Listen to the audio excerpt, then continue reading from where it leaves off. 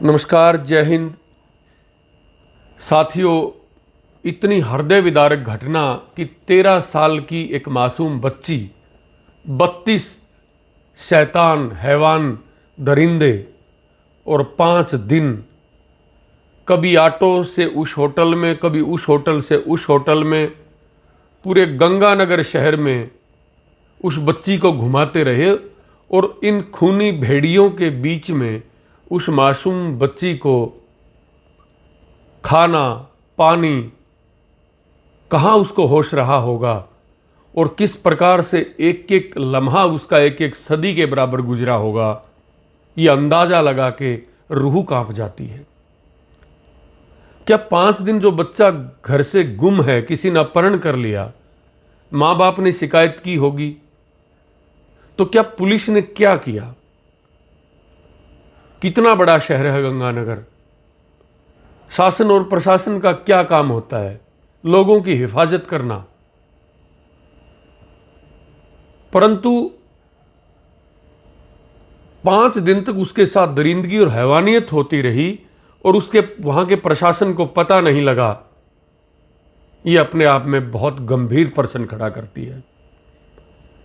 सरकार का, प्रशासन का इसमें फेलियर है, परंतु इसके साथ साथ हम सब भारतवासी, हमारे देश में दिवाली के दिन कागज के टुकड़ों पे हल्दी लगा के पूजा की जाती है, परंतु एक 13 साल की बच्ची को 32 दरिंदे उसके साथ इतना जघन्य अपराध करते हैं कि वो बच्ची खत्म हो जाती है।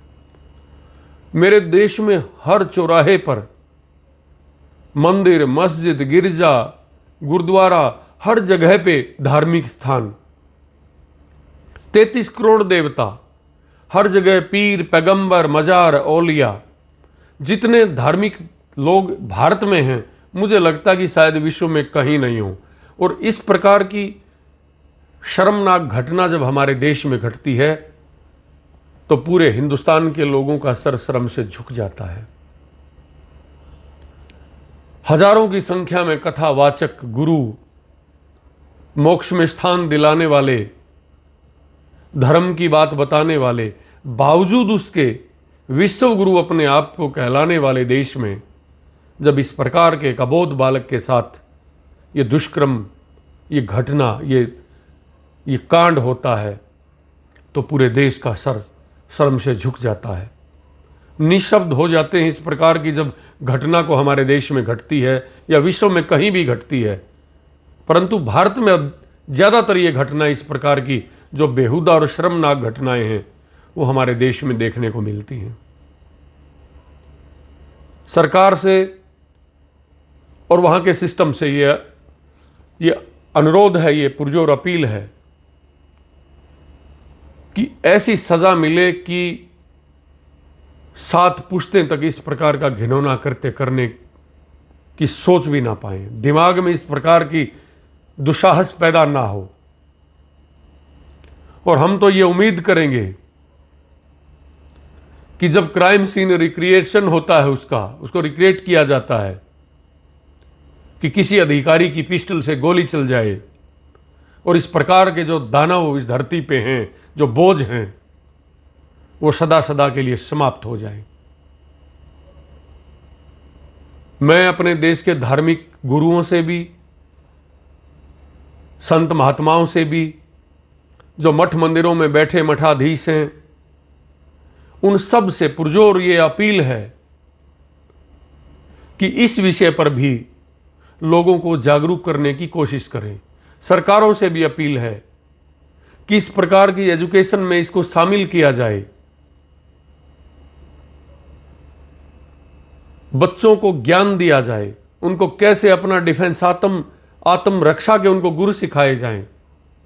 इस प्रकार की एजुकेशन में, ये पाठ्यक्रम में ये शामिल होना चाहिए और कठोर से कठोर ऐसी सजा का नियम इसके अंदर होना चाहिए कि आदमी 50 बार सोचे इस प्रकार का जघन्य अपराध करने से पहले। और दोबारा पूरे देश का, मुझे लगता कि मेरी नहीं, पूरे हिंदुस्तान के आवाम की ये सोच है कि शायद जब क्राइम सीन को दोबारा से एक प्रकार से रिक्रिएट किया जाता है, तो किसी अधिकारी की बंदूक से कोई अकस्मात कोई अचानक से हो सकता है चल जाए, और इस प्रकार के जो दानव हैं, जो पिशाच हैं, जो भेड़िए हैं, उनको इस धरती पर रहने का कोई अधिकार नहीं है। ताकि लोगों को, इस प्रकार की सोच रखने वाले लोगों को ये सबक मिले इसका, कि अगर इस प्रकार का कोई शर्मनाक करते करने की भी कोशिश की तो तुम्हारा अंजाम भी यही होगा। उस बच्ची की आत्मा को भगवान शांति दे। धन्यवाद।